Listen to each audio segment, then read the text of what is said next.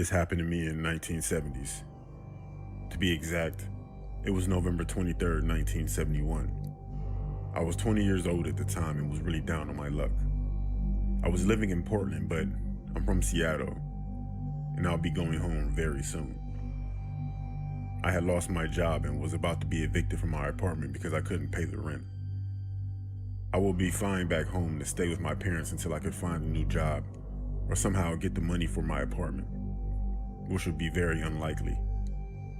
I had one night left in my apartment before leaving.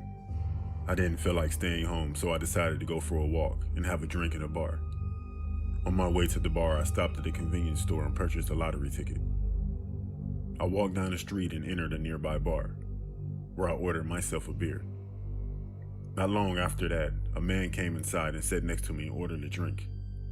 We got to talking about life and just general conversation when he mentioned he was going to a flight the next day to Seattle. I laughed and asked him, "Wait, flight 305? He laughed and said, "Yeah, that's the one." He asked me why I was heading there. I told him I had money troubles, and coincidentally, he said the same thing. He seemed like a nice guy.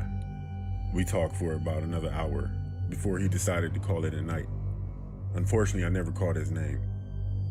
I was about to leave the bar myself shortly after that when I heard over the TV that the lottery numbers would be announced. I decided to stay and check if I had won. Why not? And would you believe it? I won $15,000. Of course, I was beyond belief with shock.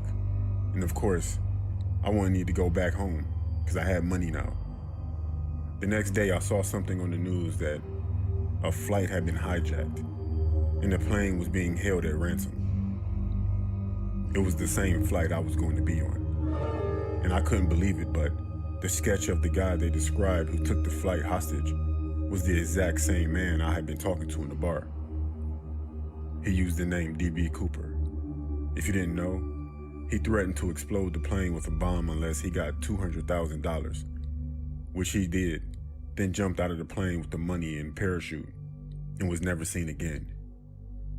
I didn't know why, but I never said anything to anyone. Even if I could, it's not like I knew his real name. It was such a scary coincidence that the only thing that stopped me was the reason why I was in that predicament anyway. I needed money, and then I got some. It's strange how everything works out in life.